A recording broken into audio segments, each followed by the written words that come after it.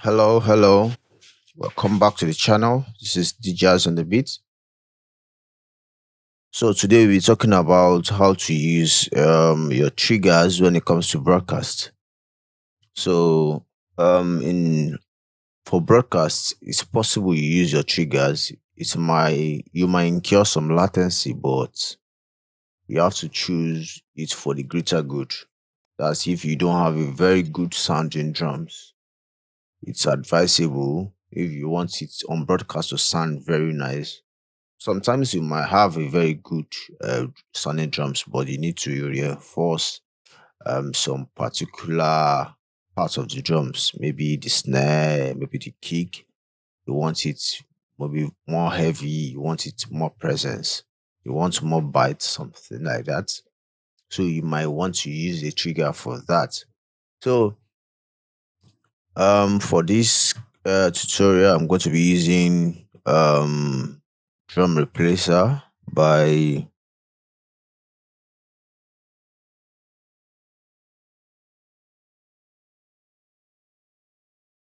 I'm going to be using drum replacer, so by UVI.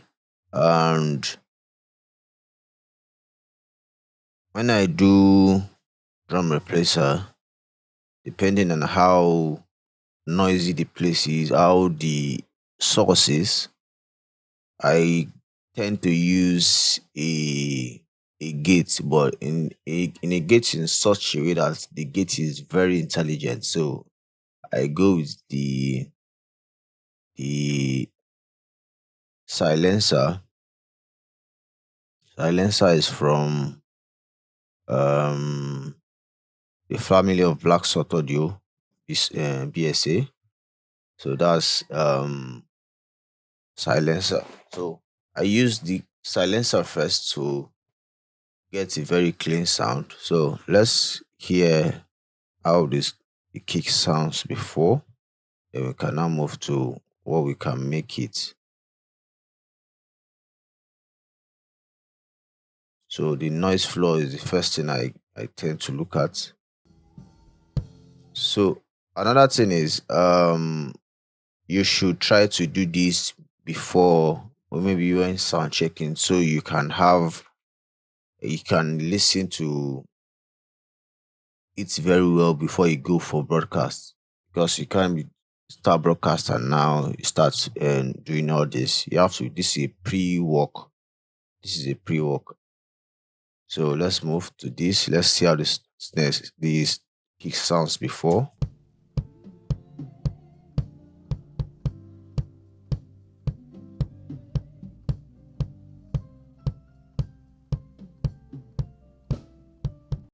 So that's the kick. The kick, when we add the filter to it, that's the black audio, the gates. So depending on the settings you want to pick, let's go with the standard. So the standard has length of 960 milliseconds, reduction by 25 minus 25%, 0 dB. So let's listen to how this one sounds.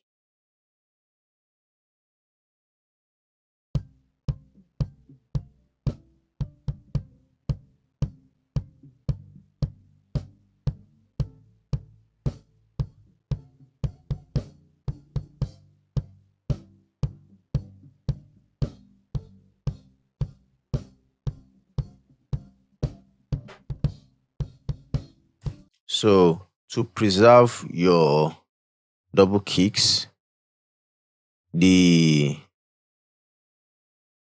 number of threshold you put here, the number of threshold will determine how it picks the double kicks, because when it comes to double kick, one will be higher than one will be lower. So this here is your threshold. You have your reduction. How much do you want to reduce the noise? That's this knob right here. And every trigger we have that. I'm supposed to be using in trigger for it, because in trigger has roughly about 5 milliseconds when it comes to latency. These have almost around 135 milliseconds for intrigger. For intrigger, from Wave site, and I was reading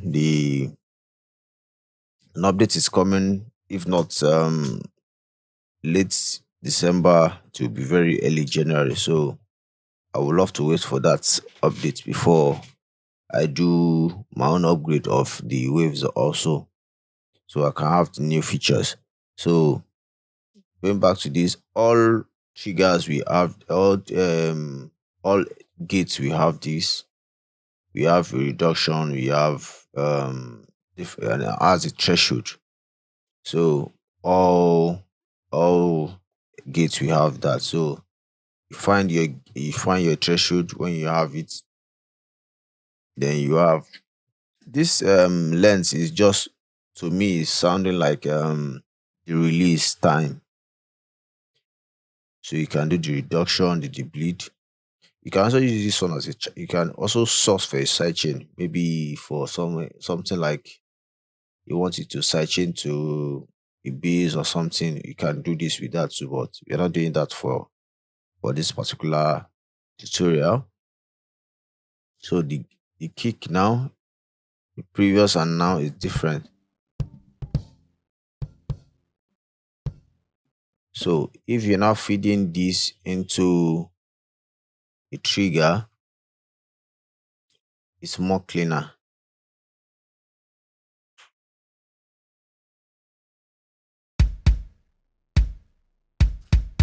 So without this silencer,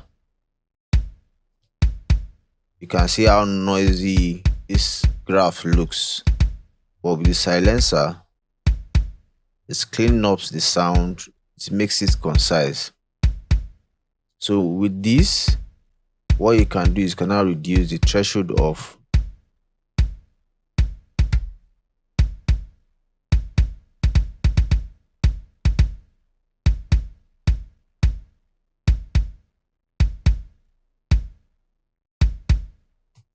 so now you have gotten why we use a gate before a trigger.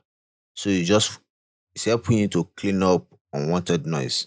Though most triggers nowadays, they have it, but I don't advise you use it. When you use it, you incur more latency, and at the same time, you're going to be taking more time. So here it's for this side here is for the separation part. Is for the AI machine learning that reads your input signal, the source, then try to separate it into different components. I don't really like using it except maybe I'm trying to clean up. But for broadcast, I just use a gate, then I'm using the trigger. So on any trigger you have, you're going to be having the rack for your samples. Um, you might want to delete the, but here I love what UVI did. They had a polyfolio, so the number of um plays you can have at a particular time, and the tuning you can tune in most trigger slates in trigger all has these your game matching feature. For this is, I think this is a drum replacer thing. That's a game matching feature, and also for the velocity here. So basically, I'm using this in the velocity mode. What do I mean by velocity? So I made three samples: one high, one low, one medium, and one low. So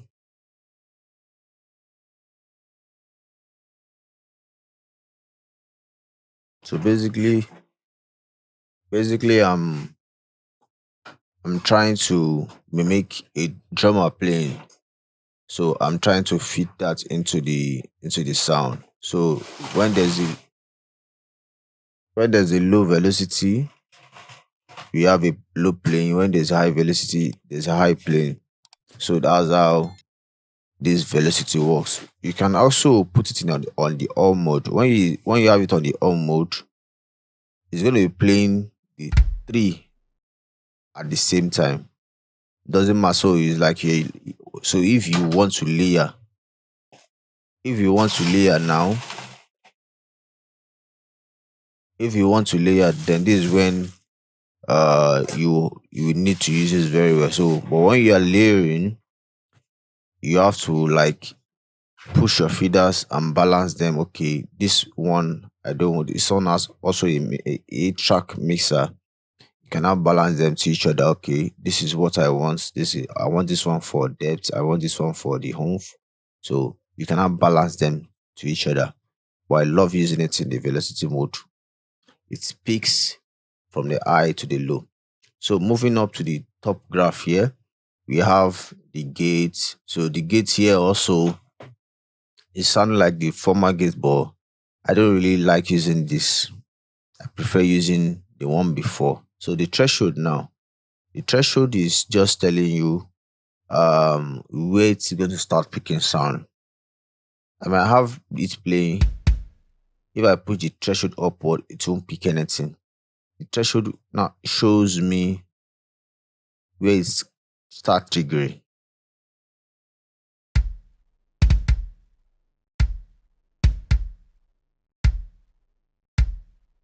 So that's the threshold.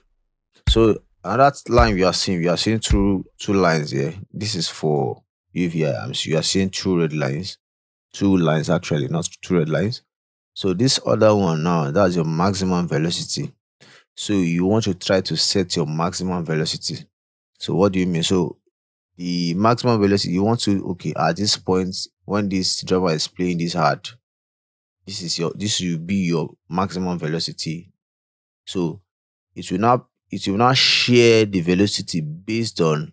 So when it comes to MIDI notes on the scale of zero, we have 0 to 127. So it will now pick from, so this green line will not be a zero, the red line will not be your 127. It's not going to share anything it sees between this and the high notes to make it, you now share it, so it now becomes from 0 to 127. So you cannot pick which note is playing as high note or which one note is playing as mid note. So then you can now set. So the moment you can see, the moment I'm bringing down the velocity, it's reacting based on what I'm setting.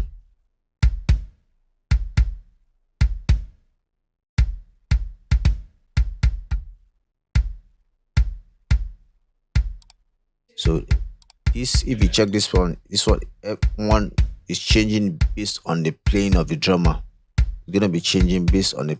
So that's why I really love this UVI stuff. But the latency for broadcast is quite high, quite high. So another thing you can also um look at is the inhibition. So this inhibition it helps to read the wave, and also shows um it helps you to detect multiplaying. So to stop multiplying this, you have to like, to force triggering, you can take this up or down, try to finesse it till you get it perfect. So all this, that's why I said all this is done pre for the broadcast starts. You have done that with your drummers, or you have recorded, then you have tested it to know, you've known how the drummer plays, if you're accustomed to the team very well, then this will work very well. So the release time too also, when you set it, you get your release time. It helps you to capture a very um you don't really capture force triggering. This too helps with force triggering. So you have a very clean and you have a clean, dynamic, and human feel when you play, when you use trigger. There's sometimes I use trigger, most people don't know it's trigger because the way it sounds and it sounds like a human is actually playing it. That's because here the release time and inhibition time are being set properly. So, and another thing you should look at is your tuning. Your tunings goes a long way when it comes to broadcast. Because there are sometimes you listen to some broadcasts, you see there's a difference between the room sound and what you have from the trigger. So you're supposed to tune the trigger to sound like the actual kick. Let them try to be on the same key. When they're on the same key, um you can have, so you get away with the illusion that is not actually a trigger because it has the same sound when you're using a room sound, it has the same sound as the room sound, it doesn't change. Same goes for snare also. So also you can, for each of these you can delay the sound, but I don't really like delaying the sound except maybe I go into it. Maybe I zoom. When I zoom and I see maybe there's a little bit of phase cancellation, then I can delay the sound so it can match up here first before going to the broadcast and mix together. So because if you don't do that, if you don't fix a line here, it's still going to cancel out when it comes out to the original one. I don't use trigger alone. I use trigger with the original sound. So it's it gives them it makes it more cohesive that way and it's more believable. So the next time we are going to be meeting where we talk about connections when it comes to broadcast. I still remain DJs. Peace out.